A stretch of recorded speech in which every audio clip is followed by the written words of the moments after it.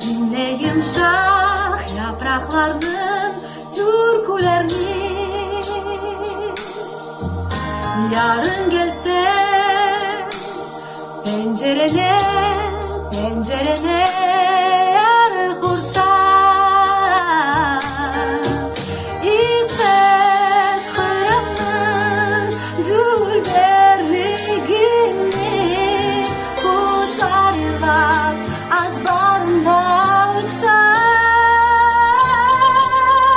İsmet Hırım'ın dülberliğini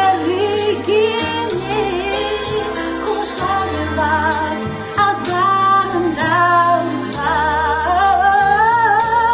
koresin hırların gökten yüksek. Hırım benim saçar kokularını, güller açar pişer taze ötmek ve tuz kokar deniz dalgaları.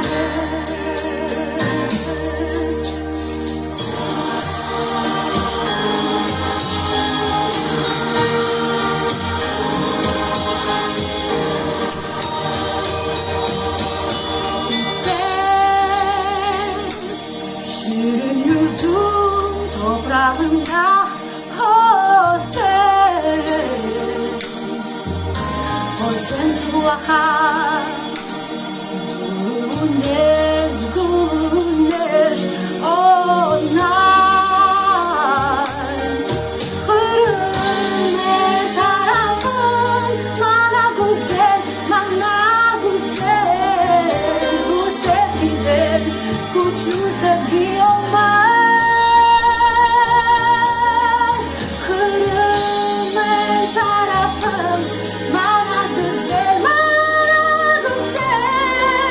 bu sevgiden güçlü sevgi olmaz. Koresin hırların gökten yüksek.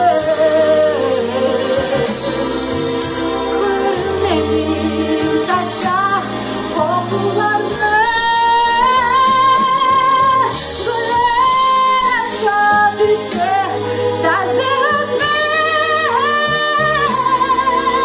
ve tuz kokar deniz dalgaları.